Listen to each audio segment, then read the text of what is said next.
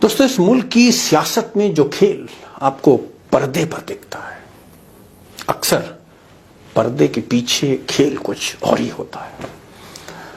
मिसाल के तौर पर इन साहब को देखिए, पहचान गए होंगे, असदुद्दीन ओवैसी, MIM के चीफ, विपक्ष के एक बड़े नेता। बेशुमार दौलत है, बेशुमार संपत्ति है, महंगी महंगी गाड़ियों से पार्लियामेंट आते हैं, और इन सब के बावजूद, इस दौलत के बावजूद, सबसे ज्यादा हमला मोदी पर करते हैं, अमित शाह पे करते हैं, RSS पे करते हैं, खुलेआम सरेआम कैमरे पर। अब ओवैसी साहब के हमले तो इतने तल्ख होते हैं मोदी और शाह पर, जितने शायद शरद पवार के नहीं होते, ममता बनर्जी के नहीं होते, अखिलेश यादव के नहीं होते, तेजस्वी के नहीं होते, जितने भी अपोजिशन लीडर हैं। लेकिन बाकी जो अपोजिशन लीडर हैं, सबके घर पे छापे पड़ते हैं, ED जाती, इनकम टैक्स जाता है। लेकिन ओवैसी साहब इतने हमले करते हैं, लेकिन आज तक इनके यहाँ ना कोई छापा पड़ा, ना ED, और बेशुमार दौलत है। तमाम सवाल तेलंगाना में लोग उठाते रहते हैं, अपोजिशन उठाता रहता है। आज तक शाह साहब ने छापा नहीं मारा, बल्कि उल्टे सिक्योरिटी दे रखी है इनको। सवाल यह है कि क्या ओवैसी साहब बीजेपी की बी टीम है? क्या ओवैसी साहब और अमित शाह के रिश्ते बहुत अच्छे हैं? और ये सवाल मैं आज इसलिए उठा रहा हूं, इसलिए मौजूद है आज की तारीख में ये सवाल। अब दोस्तों, सवाल यह है कि इस वक्त कांग्रेस बेहद मजबूत विकेट पर है।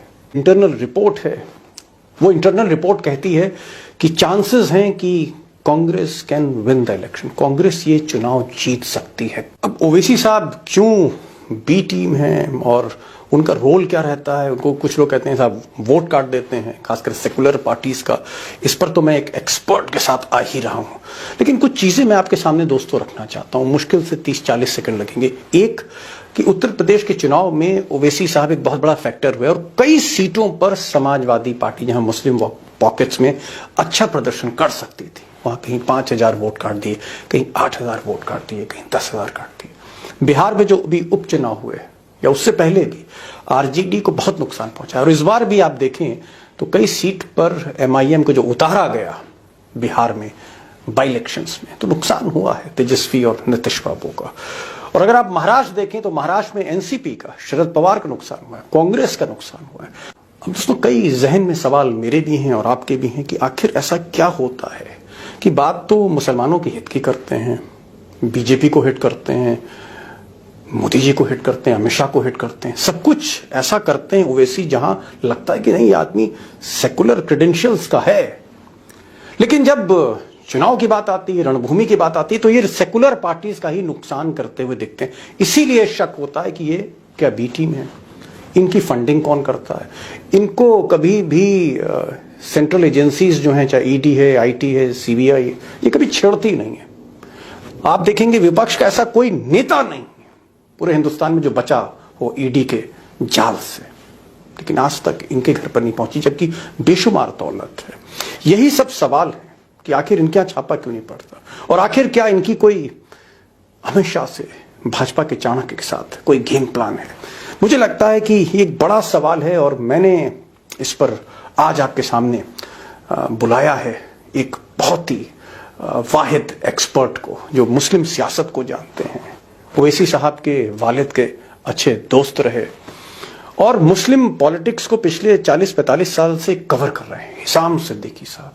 और मुझे लगा कि उनको रूबरू कराना चाहिए आपसे, क्योंकि ये एक ऐसा सवाल है जो कहीं ना कहीं चुनाव के समय लोगों के मन में रहता। चलिए आज इस पर बात करते हैं, सीधे चलते हैं हिसाम सिद्दीकी के पास। एक एक लफ्ज सुनिएगा, 45 साल का तजुर्बा है। क्या ओवैसी साहब जो बात तो करते हैं मोदी के मुखालिफ, जो बात तो करते हैं अमित शाह के मुखालिफ, RSS के मुखालिफ, लेकिन जब इंतखाब की बात आती है, इलेक्शंस की बात आती है, तो पता लगता है वो बी टीम बन जाते हैं। हकीकत क्या है, सच्चाई क्या है? आप 40-45 साल से मुस्लिम पॉलिटिक्स को कवर कर रहे हैं, ये ओवैसी साहब वाकई बी टीम है या अपनी मर्जी से पहुंच जाते हैं? कौन इनको फंड करता है? थोड़ी रोशनी आप इस पर डालें। तो वो जो कर रहे हैं हरकत, वो जानबूझकर मुसलमानों को नुकसान पहुंचाने का और मुसलमानों को खतरे में डालने का काम कर रहे हैं मुसलसल। अभी गुजरात में वो क्या करके आए ये भी सबने देखा है। उससे पहले यूपी में वो आए थे, खैर यूपी में चलिए उनको ज्यादा वोट नहीं मिले, फिर भी कई सीटें यूपी में उनकी वजह से हारी हैं।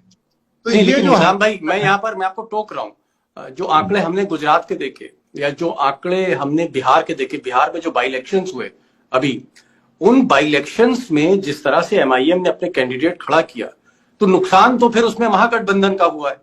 वो कहीं 10,000 वोट काट देते हैं, कहीं 11,000 वोट काट देते हैं, और वो जो 10-11,000 वोट वो काटते हैं, उससे क्या होता है कि जो सेकुलर पार्टी है कहीं ना कहीं वो उसके वोट कम होते हैं और पता लगता है वो एडवांटेज बीजेपी होता है। दो काम होते हैं। ओवैसी की पार्टी को वोट कितना मिलता है ये इतना मैटर नहीं करता, 2-4 हजार 5,000 कहीं ज्यादा भी।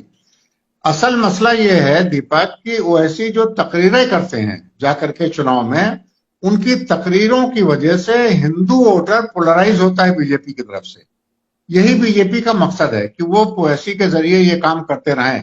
वोट कितने मिले वो उतना मैटर नहीं करता, जितना मैटर ये करता है कि वो भी हिंदू वोटर जो फेंस सिटर कहलाते हैं, जिनको बीजेपी से लेना देना नहीं होता है, जब वो ओवैसी की तकरीर सुनते हैं फिर उनके दिमाग में आता है यार ये मुसलमान क्या कर रहे हैं, इनके खिलाफ तो जाना चाहिए, तो वो चले जाते हैं। तो असल जो काम बीजेपी का होता है वो इनकी तकरीरों से पोलराइजेशन का होता है। और ये अपने वोट कितने पाएंगे मुझे नहीं पता है, लेकिन ये नॉन मुस्लिम जो बीजेपी के वोटर नहीं भी हैं, हिंदू वोटर, उनको पोलराइज कर देंगे बीजेपी की तरफ, ये इनका काम है।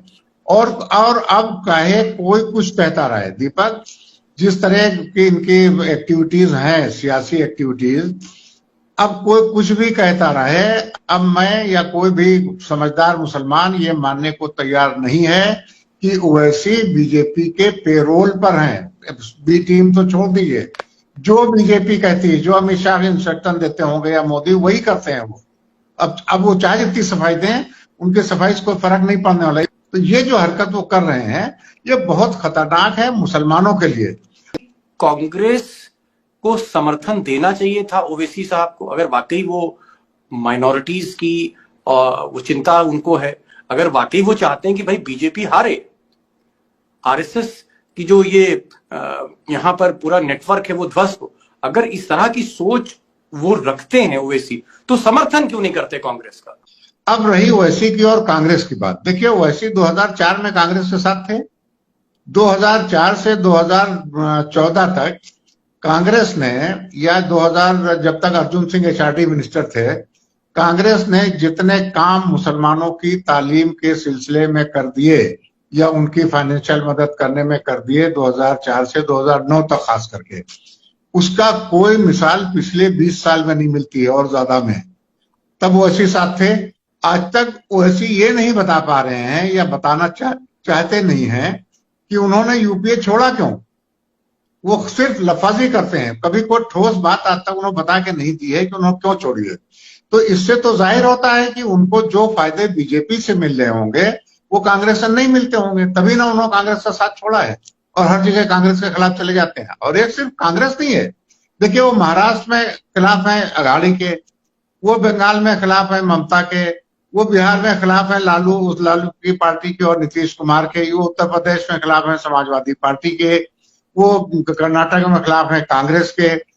वो किसके हैं फिर? वो ये तो बताएं, क्या सिर्फ 18% वोट पर वो सबसे लड़ाई लड़के और सबको मुखालिफ बना करके वो कुछ कर लेंगे, सिवाय इसके कि मुसलमानों को और ज्यादा परेशानी में डालें? एहसान साहब, एक चीज और, आप एक ऐसे संपादक हैं, एक ऐसे एडिटर हैं इस वक्त हिंदुस्तान में, जो जितने भी मुसलमानों के धर्म गुरु हैं उन सबके साथ आपका राबता साहब है, चाहे देवबंद कह लीजिए, चाहे नदवा कह लीजिए, चाहे जहां जहां मुस्लिम रिलीजियस लीडरशिप है वो सब आपके टच में है।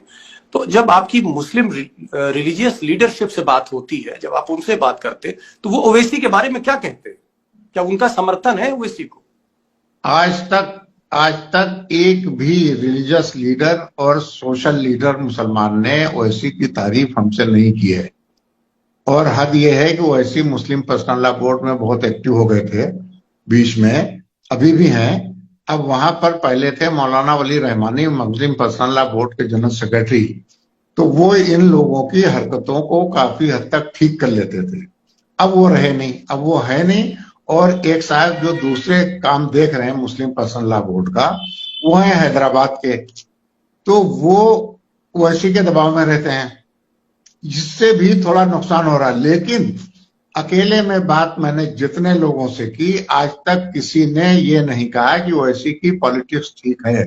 सब ने कहा कि भाई इनकी पॉलिटिक्स समझ में नहीं आती है। एक ओवैसी साहब के, असदुद्दीन ओवैसी साहब के जो वालिद थे, उनके जो फादर थे, पिताजी थे, उनसे भी आपके संपर्क थे, क्योंकि आप तो 40-45 साल से पत्रकारिता कर रहे हैं। ओवैसी साहब के जो वालिद, उनके फादर और ओवैसी साहब, इनकी सियासत में बुनियादी फर्क क्या दिखता है आपको? नहीं, बुनियादी फर्क ये है कि वो नुकसान नहीं करते थे और वो अपने आप को हैदराबाद तक महदूद रखते थे। उनका ये था कि वो हैदराबाद तक रहें, उसके आगे निकलने की कोशिश कभी नहीं की उन्होंने। कहीं उन्होंने एक एमएलए का इलेक्शन नहीं लड़वाया किसी दूसरे स्टेट में, और वो इनके मुकाबले 1000 गुना ज्यादा समझदार थे। अब आपको क्या लगता है कि ओवैसी साहब का जो मैं लाइफस्टाइल देखता हूँ, बेशुमार दौलत है और महंगी गाड़ियों से चलते हैं, और अभी तक तमाम विपक्ष के नेताओं पे छापे मारे गए। अगर कोई 2 करोड़ की गाड़ी से पार्लियामेंट में विपक्ष का कोई नेता पहुंच जाए, कांग्रेस का पहुंच जाए या समाजवादी का पहुंच जाए, किसी और पार्टी का पहुंच जाए, तृणमूल का पहुंच जाए, तो समझ लीजिए कि उसके घर ईडी पहुंच जाती है। लेकिन ओवैसी साहब रेंज रोवर से आते हैं, महंगी महंगी गाड़ियों से आते हैं। आज तक इनके यहाँ जब से मोदी और अमित शाह की सरकार आई, एक बार छापा नहीं पड़ा है। तो क्या ये एक आपको अंदर ही अंदर पर्दे के पीछे कहीं ना कहीं कोई खेल दिखता है? आपको शक होता है क्या? बिल्कुल शक नहीं, हमको तो यकीन है 100% ये मिले हुए हैं।